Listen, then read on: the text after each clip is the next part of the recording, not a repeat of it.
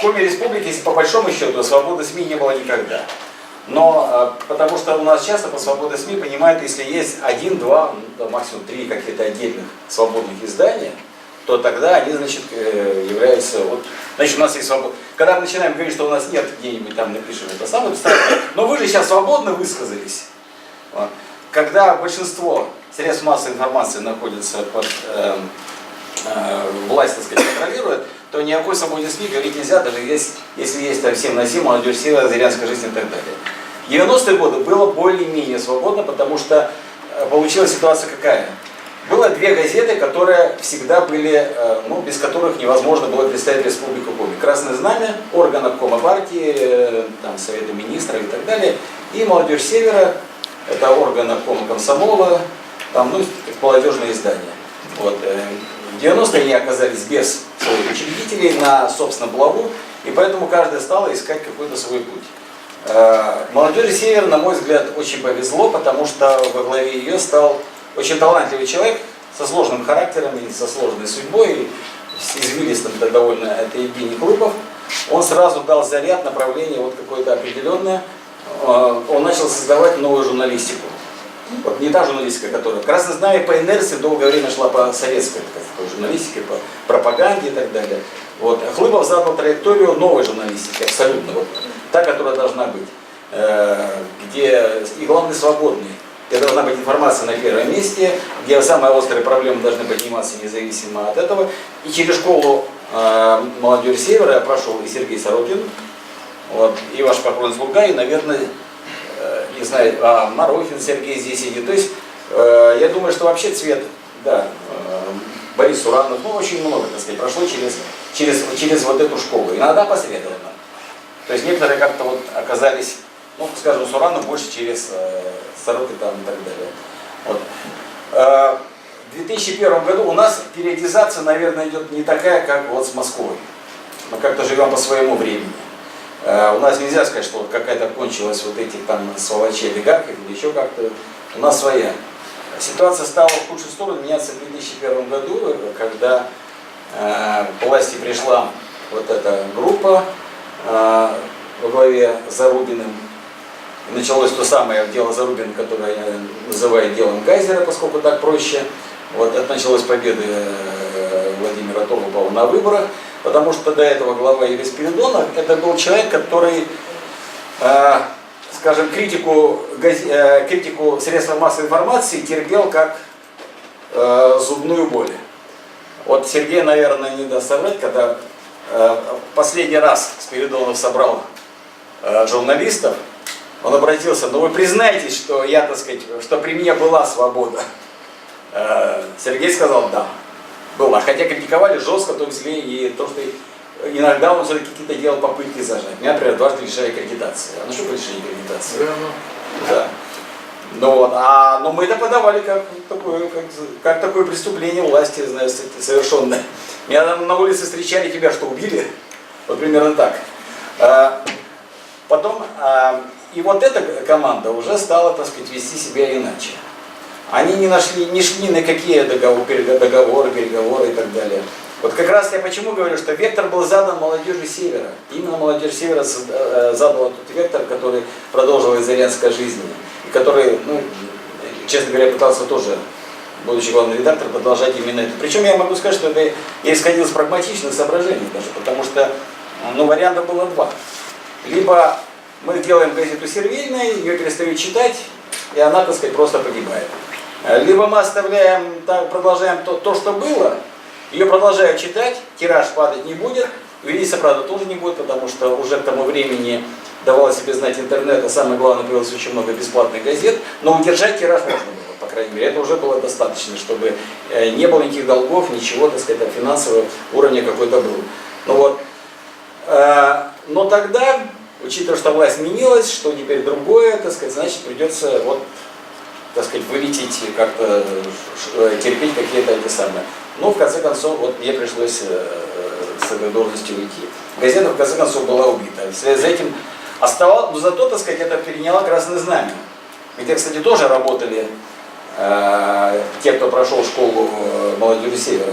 Суранов, Валерий Черницын, Вот понимаете, вот этот заданный вектор они стали продолжать. Вот. Тогда, так сказать, стали... Но там было сложнее. Угробить Красное Знамя было труднее, потому что Красное Знамя, значит, у него владелец контрольного пакета акций находился в Москве. До Москвы руки местной власти не дорастали. Тогда стали создавать две вещи, двумя путями пошли. Ну, один из них передали господину Куликову, который здесь сидит, 45% акций, чтобы он, так сказать, начинал влиять на Красное Знамя так, как нужно господину Чернову. Я надеюсь, вы это отрицать не будете. Вот. Если будете, то я потом вам соберу факты. Сейчас я, так сказать, просто не готов к этому. Второй, значит, момент. Создали газету «Клон. Зырянская жизнь». Красное Знамя. Красное Знамя Севера, да. Красное Знамя Севера, и которая, так сказать, стала... И тем самым, и подписав на нее всех пенсионеров. Надо иметь еще в виду такую вещь. Появился же второй очень серьезный конкурент, который реально убивает газеты. Это интернет. И газеты в основном читают в нашей республике большей части пенсионеры, потому что для них газета это все-таки остается действительно главным средством массовой информации, как и телевидение. Вот. А тогда подписали всех пенсионеров бесплатно, и в результате, так сказать, конечно, Красное Знамя стало испытывать очень серьезные финансовые трудности, и тем самым была угроблена вторая газета. То есть те газеты, которые были, которые, как бы создавали, вот, без которых невозможно было представить, вот Республика Коми, вот это ее как бы медиапространство, это вот Красное Знамя, Молодежь Севера и Коми-Гор телевидение. Вот. Коми-Гор, так сказать, угробить не нужно было, тем более это часть РТР. Вот. Создали, наоборот, свою Юрган, тоже достаточно сервильный телевизионный. Но в результате, так сказать, пространство медиа было зачищено подчистую и заасфальтировано. Вот. Ну вот, только Леониду Александровичу удалось один росточек пробить с трудом. Так, вот какой, в виде 7 на 7, тем более, что до интернета руки, так сказать, уже не так такое, не так легко угробить интернет-издание, чем газету и все прочее. Вот таким образом было зачищено медиаполе, но сейчас эти товарищи сидят в Лефортово, но, как я в таких случаях говорю, вы знаете, если убийцу посадить в тюрьму, то жертвы мертвые от этого не живут, они не поднимутся из гроба. Вот. Несмотря на все попытки там, Валерия Черницына все-таки как-то реанимировать Красное Знамя в виде бумажного издания, он старается, так сказать, пока оно существует как сайт, но хотя бы как это самое, они пока, где-то 999 иногда экземпляров им удается там изредка выпустить. Я отношусь скептически к тому, что есть такие возможности. Но то, что я говорю, это всем здесь известно, так что я, скорее всего, наверное, говорю вам. Потому что остальные все здесь присутствующие все это знают. Но вот так была уничтожена, вернее, даже не свобода СМИ, а зачатки свободы СМИ. Зачатки были. Но зачатки нетрудно закатать в асфальт. Вот если бы она проросла, были бы деревья надо было рубить. А вот отдельные кустики там, это не трудно, это не проблема. Это было легче.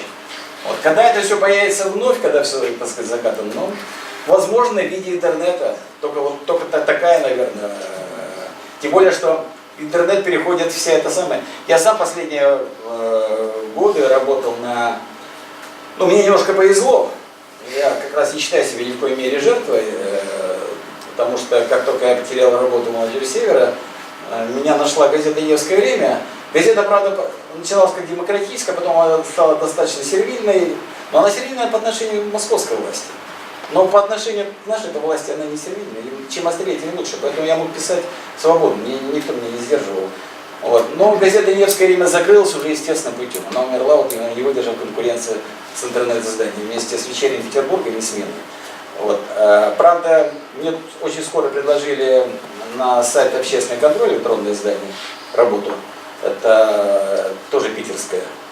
И примерно то же самое. Самая острая проблема, пожалуйста, давай пиши, все, так сказать, не сдерживай ничего. Вот. Но, к сожалению, он уже не знает чего.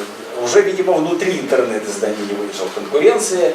Там возникли какие-то сложности с тем, кто финансировал их там, значит. И поэтому, хотя очень многие мне до сих пор звонят, зовут, вот давай подними эту проблему, подними эту, говорю, мне некуда, извините. Ну как же так, ну я же был питерский сайт, ну вот все, и умер. Поэтому, говорю, поле в основном зачищено, отдельно раскид. Все.